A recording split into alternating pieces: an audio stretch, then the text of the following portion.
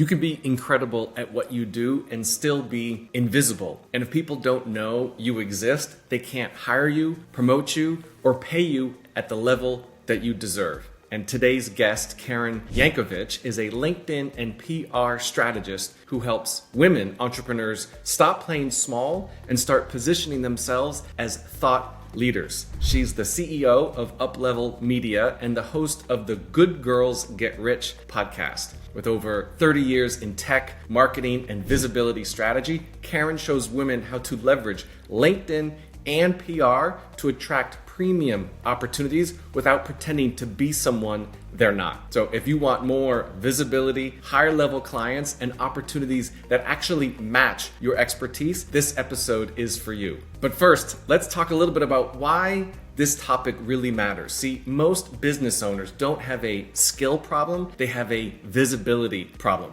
And Karen's work focuses on helping women shift from being great at what they do to being known for what they do. She teaches that visibility isn't about positioning more content, it's about positioning, credibility, and showing up with intention. And here's what we'll explore together in today's episode: why personal branding isn't enough and what a thought leader brand really means. Number 2, how LinkedIn can be a serious revenue driver, not just a networking site, and why PR accelerates trust and authority than most marketing tactics. Let's dive in. Hi, I'm Derek Fredrickson. Welcome to the COO Solution Podcast, the show for business owners and visionary leaders who want to scale with clarity, confidence, and the right support. For over 16 years, I've been in the trenches as a fractional COO, Chief Operating Officer, helping entrepreneurs align their teams, streamline operations, and remove bottlenecks that slow growth. I understand the challenges, feeling overwhelmed, stretched too thin, or uncertain about how to scale without burning out. I've helped business owners move from chaos to clarity, creating businesses that run smoothly and grow and scale. Each week, I'll bring you real-world insights, proven strategies, and practical solutions to help you step into your highest role as a leader. Whether it's optimizing your team, strengthening accountability, or building the right systems for growth, this podcast is here to support you in scaling smarter. So if you're ready to create a business that thrives without requiring more of you, let's get started. Hello there, everybody. It's Derek Fredrickson here from the COO Solution and the COO Solution podcast, and very excited for today's episode with our guest, Karen Yankovich. Welcome, Karen. It's great to have you on the show. I'm so happy to be here, Derek. Thanks for having me. Of course. I was just making a comment that this must be a good episode because we've got our matching blue uniforms on. I mean, it's the same color blue. It's not even just blue. It's the same color blue. For those that follow the COO Solution, you know I'm all about the color blue. Everything I do is in blue one way or the other. But we're going to dive into a lot of different topics today about PR and LinkedIn and thought leadership and publicity and everything else. And so I'd love to just kind of start off, Karen, and ask you a question about thought leader brand. That's something that I know is very dear to you, and you have a lot of expertise and experience with that. So explain to our audience, what does thought leader brand actually mean? And how is that different from what some people think about in terms of personal branding? You have a distinction between personal branding and thought leader brand. I'd love to start with that. Yeah. So, personal branding is important. Certainly if you're an entrepreneur or you're promoting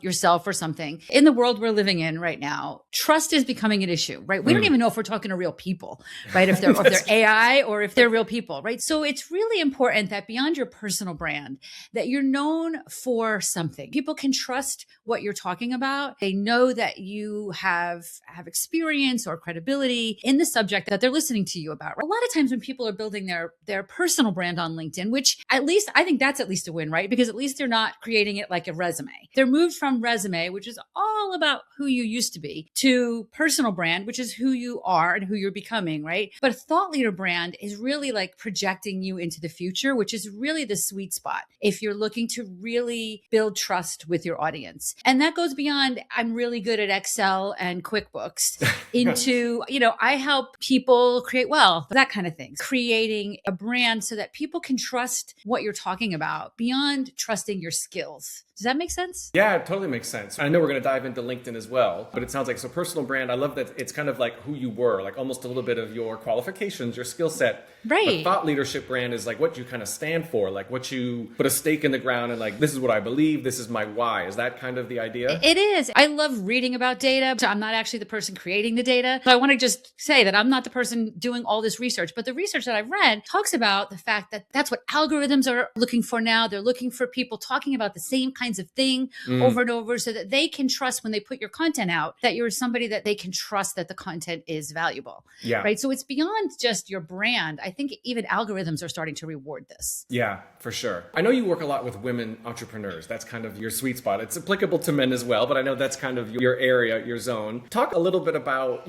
what do women entrepreneurs, what do they misunderstand about visibility and thought leadership? Like, what's the gap there that's missing the connection? I work mostly with women because I think women need to feel more included in this work. I'm not trying to exclude men, right? I don't care what your body parts are, how you identify. I think I want women to feel more included in promoting themselves. Women are typically like, I got this. Not, I'm the most qualified person and here's why. We're like, I got this. And then you blink your eyes and it's done, right? It's systemic and we've created it and we continue to create it. So I'm not here to try to change the world, right? But I think individually, women need to do a better job of shining a light on their genius because we are looking to trust before we invest in them, whether it's your money or even just your time. We want to have some trust. The only way you're going to get that trust is if you tell people how good you are, and if you don't, they're not going to guess, right? They're not going to guess. The people that get the opportunities are the people who have done the work in showing why they are qualified for it or have the credentials for it. So, by the way, and again, this is not me banging on men here, but I've never had a man say to me, Karen, my God, my LinkedIn profile sounds like I'm bragging. I can't tell you how many women have said that to me. Like, I'm thinking of a woman who she's been in legit top 10 women who kind of things. And when we wrote her LinkedIn profile and she's like, I don't know. I go, you did all this stuff. We didn't make anything up. So women just need to do a better job of shining a light on their genius so that our voices can be heard more in the world. Yeah, that's so true. Thank you for speaking up about that. I firmly believe in that. I don't know if I shared this with you when we spoke earlier or, sometimes I think our audience knows this, that majority of our clients that we work with here at the CEO Solution are women. A majority, almost exclusively up to this point, are women. All of the COOs that we have that work with our clients are all women. There's a few guys that we might bring on board. Again, it's not about men versus women or anything else, but there is a distinction. I think it's an important message to share with our audience. I have a further follow-up question to that. I'm sure the answer is yes, that there's maybe a mindset shift or a block about I can't be self-promoting, I can't be bragging, but a man is like, look what I've done and look what I've accomplished and look at all of my accolades. Where do you think that happens under the surface for women entrepreneurs? Yeah, listen, I love strategy, but all the strategy in the world isn't going to get you from point A to point B if you haven't done the mindset work, right? So I think mindset work is really important for men and women. I think women probably need to do more of it. Again, because of that systemic, women will be seen it, girls will be seen and not heard kind of thing that we've heard our whole lives. And even if we say that's crap, we're still hearing it, right? So it's still kind of landing somewhere. I do think it's important that there's mindset work around this. And, it's never done. I get asked a lot about imposter syndrome. And I've never experienced anybody ever getting over imposter syndrome. What happens is you get over it and then you hit another level and it's like, oh, there it is again, And so it's something that we can embrace and just know that it's a part of who we are and that it's something that we can choose to work through so that we can get our voices heard by the people that deserve to hear our voices or not. But if you do want to have the kind of impact on the world that most of the women that I work with, and maybe you guys too, work with, your voice has got to be heard. And we have to do the work to be able to get past that so that our voices can be heard. Yeah, so true. It's part of the work that we do is we run their business, we run their operations, we manage their team and everything else. But also part of that is that thought partner to amplify their voice, to amplify their positioning as CEO, thought leader, founder. And I can't take the credit for this expression. My wife, who's a business coach, says this all the time, is to take up more space, right? To be more vocal, to be more heard, to be more present. And I know it's a lot easier said than done, but at the same time, when you reach that plateau where you're feeling a bit of resistance, being able to break through that, whatever the mindset work is that you need to do, knowing that there's no such thing as mindset utopia, you'll get another level and there's another breakthrough that needs to happen. So it's a process. It's something that needs to be continually worked on. It gets to be a little bit of a relief sometimes for women when they embrace that, because then they're like, okay, it's okay to just keep learning this. It's okay to meditate before I do this instead of doing another load of laundry, right? It's almost like we're giving women permission to do the work so that they can take up the space and get their voices heard by the people. So in many cases, I think it's become almost a relief for a lot of women that I've worked with. They get to do this, and that we're asking them to do this. We're encouraging them and excited about it. Yeah, and supporting them and applauding them and everything. I love that. To get a bit tactical then, so I know you are a LinkedIn expert, which I love because there's so much that I think is misunderstood or not clear on how to use LinkedIn, what's the best strategy, the approach. One of the things that, I found, and we talked about this a little bit, is that for some, LinkedIn can feel and seem very corporate, very professional, right? It's almost like you said, it's kind of my resume, my career, my accolades. And I've seen these reels online, these jokes of how people use LinkedIn in real life form, and somebody like knocks on your door and says, I looked at your profile or something like that, or like they're celebrating a career accomplishment. That's all well and good. Let's talk about how to leverage these platforms. For example, LinkedIn. How do you leverage LinkedIn to amplify your visibility and to showcase your thought leadership, but in an authentic way so it doesn't come across as I'm bragging, I'm trying to get all the attention or anything else? Yeah.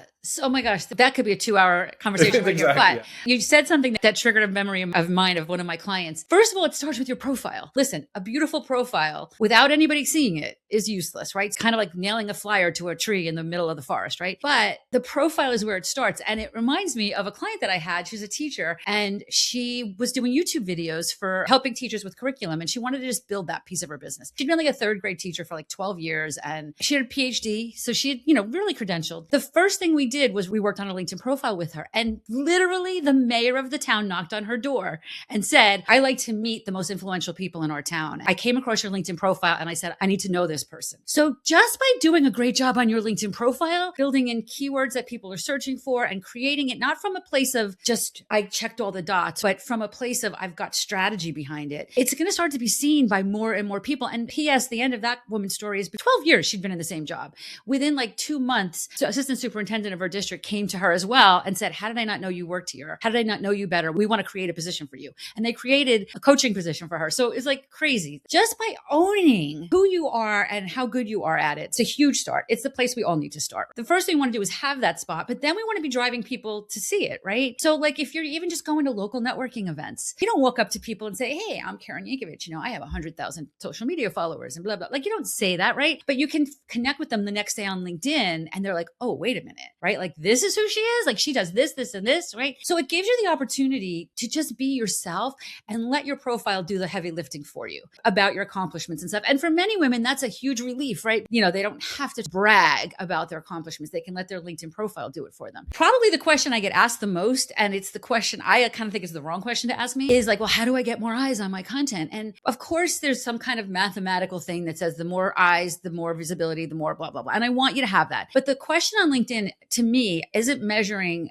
how many people saw your post, but how many people you're engaging with, right? Who connected with you? And by the way, when they're connecting with you, follow up with them. Try to book a call with them. Like use LinkedIn is a place to do virtual networking. It's not the place to just spam your network, like just have a huge network of people and putting out a ton of content. In fact, LinkedIn's latest algorithm reports, again, done by people smarter than me, are showing that LinkedIn doesn't even need you to post once a day, like a couple times a week is going to bring the most people to your profile. So it isn't about a ton of content or a ton of strategy. There is strategy behind the content, right? But the most important thing to think about on LinkedIn is who are the people you need to meet and how can you build relationships with them? We forget that sometimes. I can give you example after example. I have a client who's a podcast host and she wanted to speak at a conference and she'd been emailing them and doing all this stuff and they're just weren't responding to her. And I'm like, well, did we go to their LinkedIn company page? And she went to their LinkedIn company page and within a half an hour had a call booked with somebody to be her sponsor for her podcast, right? Like it's really about using LinkedIn to build the kinds of relationships that are going to take whatever it is you're looking to do with LinkedIn to the next level. Yeah. I love that. There's so many nuggets in there. I just want to reflect back a couple things that you shared that like I'm getting, and also I think for our listeners as well. One is it's not the quantity of what you post, it's the quality of what you post, right? We know that. We believe that. But keep that in mind in what we're doing, showing up and how we're positioning ourselves and kind of being present for our audience. I also feel that in some respect, the way you were describing it with the LinkedIn profile, I think for some audiences, for some businesses, the LinkedIn profile is just as important as their website. And if you think about how much time, energy, and effort we put into the website in terms of lead gen and SEO and lead capture and content and everything else, or just updates to pages and everything else. And there's a question for the audience. When was the last time you looked at your LinkedIn profile and looked at it as if you were your ideal prospect, your ideal client? And what are the things that are attracting you as if you were your own client, and really being present to the things, whether it's the positioning, the SEO, the keywords, just all of that really needs to be dialed in. And then it gives you that platform, because we may have a lead that comes in from the website. We're like, I got a lead from the website. I'm going to reach out to them. I'm going to contact them. But if somebody is connecting with you on LinkedIn, they probably saw your profile. There was something that sparked their interest, and we need to engage in that way with that potential, not like it's a potential client, but just a potential relationship in some respect. Right, because you don't know who they know, right? They might be able to introduce you, even if that conversation is so good to get to know you. I love what you do. You know what? I'm thinking here, you really need to meet this person and this person. Even if that's the conversation, those are the kinds of conversations that bring in the biggest money. And Derek, you know, if I ask 100 people where their biggest opportunity came from, 99 of them are going to tell me a referral. They got business from other stuff. They got business from their website and SEO, and we get business from our social media. But our big opportunities come from referrals. Build your network out in a way that you are giving yourself the opportunity to get more referrals, and be intentional about it, right? Be intentional about it, because then those conversations are not, here's what I do, give me your credit card, right? Here's what I do, let's talk. Maybe there's some opportunity to collaborate, or who do I know that can help you? Who do you know that can help me? And those are the kinds of conversations that are the most valuable on LinkedIn. And they're not the first comes to mind when people think about LinkedIn. Exactly. I think what people think about and comes to mind, especially with LinkedIn, they're believing that they think it's a tool for them to get clients. And I often say, you don't get clients from social media. Because they're getting spammed all day long from people saying, hey, buy my stuff, right? You get clients through the opportunities that are presented through LinkedIn. And it might be a conversation, it might be a connection, it might be a partnership, it might be something that you don't necessarily know what the end result is going to be, but you treat that connection and that partnership as if it was a real relationship, as if you're meeting somebody at a networking event, right? That's really, I think, the point here is to be able to not get fallen into the trap, especially with AI and everything online and virtual, that especially when it comes to making connections and human-like connections and having conversations, you can still do that with intent and with meaning and with purpose through LinkedIn. You also talk a lot about like PR and media and getting other attention in other ways. My belief, I might be a student here in some respect, is that, you know, sometimes it might be hard to get the kind of publicity or PR or media exposure for somebody that doesn't have the right connections or doesn't have the willingness to pay to get featured on certain outlets. How does somebody who's looking to get that type of visibility, if we're looking to differentiate how you can get noticed for our opportunities, how does somebody leverage that as another outlet to get exposure? I mean, listen, you have a podcast. I have a podcast. I get pitched all day long, every day from people that want to be on my show. And I don't know them. Half of the pitches are terrible, and we don't even need to go there. Listen closely, everybody listening. If you are listening to me on this show and then you check out my podcast and you're like, wow, and you share this episode on LinkedIn and say, hey, you got to listen to this episode with Karen and Derek. They talked about this. They talked about that. I love that, blah, blah, blah. Tag me, tag Derek. Now you're providing value to us. And then you DM me and you say, Karen, love that episode. You guys talked about A, B, and C. Have you thought about D? Because I noticed that I haven't really seen you talk about that on your show. Would you be interested in talking about D? Right? I am much more interested in that kind of pitch than I am 100 people just DMing me like, you know, I want to be on your show. I want to be on your show. It seems like it takes longer, but if you've got a commitment, let's just say, to be on 5 podcast interviews a month, right? You're going to have a lot more success with that strategy than you will by DM or email 100 to 200 people to get those same 5 things. You're going to probably get, if you do your research properly, you're going to probably get a high level of success, right? I'm just going to give you all the tips. If you heard a guest on a podcast, and I consider that media, by the way, heard a guest on a podcast, you can go to Apple Podcasts, see what other shows that guest has been a podcast on, and then connect with the hosts of those other shows on LinkedIn, listen to an episode or two, book yourself on 5 podcasts a month that way, right? Because you know that your message is probably aligned because this person that you think has an aligned audience and message to you has been on that show, right? Like that's just one strategy. If you're a local business owner, or not, by the way, but even if you have an audience internationally, build relationships with the local news media. Who's writing for the local media? Then, like, I live in New Jersey. I know all the people, all the journalists that write about business in New Jersey, and connect with them, share their articles, tag them in those articles, like be a resource to these people. If you're having a grand opening to something, invite them to it. Yeah. You know, it's the same strategy that we just talked about for getting clients, right? Build a relationship with the media. When I'm building relationships on LinkedIn, I'm looking to build relationships in 3 categories. One is who can buy my stuff, but that's probably the lowest on the totem pole for me, because I think if I do the other 2 categories well, Those clients are coming to me, right? And the other two categories are who else has an audience of people like mine, like JV partner type people, building relationships with them, and who is in the media that talks about what I do. Like I can think of one client I had that is a real estate agent in Washington State. He had a great LinkedIn profile. Like, so we're going to start with that. He had a great LinkedIn profile. So he saw an article on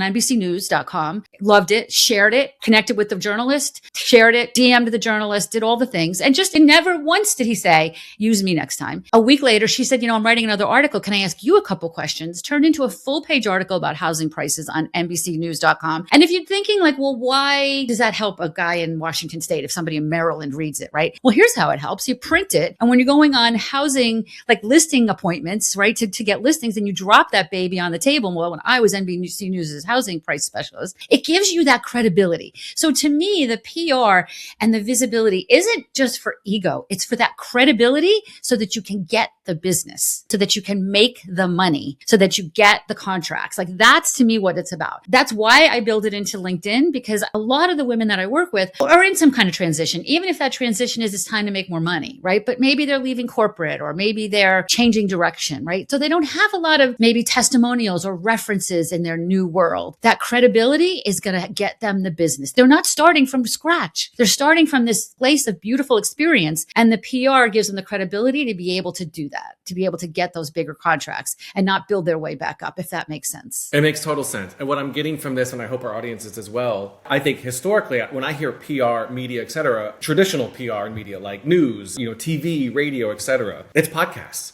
That's kind of like the new form of PR and media. And I think you're right. Some people like say, I need to be featured. I need to get more publicity. I need to get more exposure. They think I need to be on more podcasts, but that could be the end goal. But there's some work that needs to be done. You need to be very intentional. You need to be very strategic about which podcasts, which topics, which episodes are going to resonate with you, and go through, I'm going to say step-by-step process, which is what we do with our clients. But it's the end goal could be an opportunity. It could be a client. It could be engagement, but you have to do the work. You have to do the research. And you can't just say, I want more features and appearances on podcasts. You have to find out which ones. Be intentional about the ones that would be the ideal and do the work to find them, contact them, build the relationship, and then see and be open to what the opportunity is. Two things that I want to make sure we get to while we're still talking. But one thing that aligns with this is the world we live in right now, people are hesitant to put your voice out there if they don't know what your voice is. They're hesitant to hire you. They're hesitant to give you their money if they don't know where your beliefs align, what your position is in the world. I mean, it just is what it is, right? This isn't me being polarizing or political. This is, I personally have not hired people, not because of their beliefs, but because they didn't know what their beliefs were. We don't live in a world anymore where it's don't talk about politics or religion. I think it's important that your voice is out there. Publicity gets us that opportunity, right? You were thinking about bringing me or Derek onto your show. This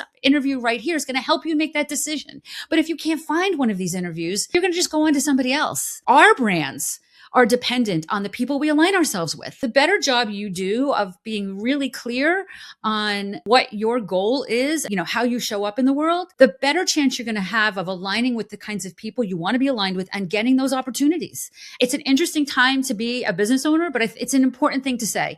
Yeah. It's important to talk. The more your voice is out there, the easier it's going to be to get hired by somebody. And I think it goes back to what you said earlier about the trust. Like, I think what you're saying, when we speak more of our why, we speak more of like why we do what we do. That is your belief, right? That is your truth. You hold true here. And when people see that, watch that, hear it, share it, whatever it might be, it resonates and it brings them in alignment. It's attraction marketing, if you want to call it that, right? Where they're more resonant and more aligned. Exactly. It repels the wrong people, which is also great. Who wants to have those conversations, right? So it helps you just stay aligned with your perfect people, which sounds a little like Oprah, but I'm okay sounding like Oprah, right? I mean, it helps you stay aligned with your perfect people. And that just makes it easier to go to work every day and to do what we do. I mean, I can't even tell you how grateful I am for the people I get to work with. They're just amazing. That alignment helps. It's one of the things we do with our clients. I know this is not for everybody. People call it different things in different ways. We have developed what we call core values in our company. And it's something that we work on not only internally with our team, but also we share that with our clients because it helps demonstrate why we do what we do and what we believe and what we stand for and what's our truth. And we help our clients call it a mission statement, call it core values, call it like what you believe, as opposed to just you're doing it for the sake of making a buck or you're doing it because that's just what you've always been doing. I'm sure you know of this video as well, but one of the most impactful videos that I've seen in recent memory that really echoes this theme that we're talking about is the Start With Why video from Simon Sinek. I love the phrase, I think in the video, it's like, why do you get out of bed in the morning and why should anyone care? And when you can speak that and share that and have people, like you say, align and resonate and attract, and it might repel others that don't want to do business with people that do things in that way. That's fine. There's plenty of fish in the sea. So I think the message here is to turn up the volume. Turn up the volume on your why. Yeah. And the more you fly your freak flag, the more you're going to attract the exact right people. You know, like I talked about realtors, but realtors on LinkedIn and talking about how they're going to feng shui your living room and sage your house, paint Reiki singles in your garage. It may sound like you're going to repel people, and maybe you will, but do you know how many people you're going to attract? You know, because they're going to be like, wow, that's exactly what I want. Like, I love that. Come to me, come here. I want you. But every realtor thinks they have to be exactly like the other realtors in town. And if you stand out with what you do that's different and amazing, yes, there'll be a few people that think that you're not for them, but you can't even imagine how many more people are going to come your way. And it goes back. It's the quality, not the quantity. This has been great. And I know we could keep going, but is there another gem, another nugget, another resource, strategy, idea, hack in the Karen universe of what you know about everything we've talked about, or others that you'd like to share with our audience? Like, what did we not touch on that you think you'd like to land with? Okay. So there is something that when we were talking before, I'm like, I didn't get to this, and it's important. You know, we talked about you don't need to post a lot and you need to have a great profile and all that stuff. But the one thing we didn't talk about, which is probably the most important thing to do on LinkedIn. You know, when I say the word algorithm, the minute I say something the algorithm does, they change it, right? I'm not here to tell you this is how the algorithm works, but historically, LinkedIn and probably most other social media platforms, algorithm always rewards you jumping into other people's conversations. If you leave this interview with one thing that you're going to do on LinkedIn differently, it is jump into 5 conversations a day around the topic that you want to be known as a thought leader on. Make it easy for yourself. Go up to the search bar and type the topic in. If it's imposter syndrome, type imposter syndrome into the search bar and pull up all the conversations about imposter syndrome and jump into 5 conversations, right? Like if you do just that every day, it's going to get your amazing profile in front of all those people you don't know. You're training the LinkedIn algorithm what you want to be known for. You're providing value so it doesn't feel gross like you're spamming people, right? And do it in a way where you're actually joining the conversation. No, love this or great point, you know, like add your point of view, like jump into these conversations. That one thing alone is really what's going to make you stand out from everyone else. And it's what's going to bring more and more opportunities to you. Because if you're jumping into those conversations, all those people in that conversation now are seeing you, right? And your headlines popping up when they look at you and all that stuff. So forget about spending 2 hours in front of your computer trying to figure out what to post and just jump into conversations. And that right there is probably the number one thing you can do to move your thought leader brand forward more quickly. Okay. Love that. That is huge, because what I'm getting from this is that we think to be more present on LinkedIn, to be more active, to be more visible, it's content, it's posting, it's content, it's posting. It can be, but it doesn't have to be just that. Mm-hmm. If you're looking for engagement can be by stepping into the conversation. And the visual that I had in my head, which is going back to in-person, when we were doing in-person market, you know, we've been around for a long time before. Exactly. This is where this all comes from. Exactly. Right. And if you're going to imagine this, you're at a business networking event, a conference, a trade show, whatever. And imagine there's a group of people over there. There's 4 or 5 people. You step into that conversation. You listen to what the conversation is that's going on. You have something to contribute, and you stand there and you say, great point.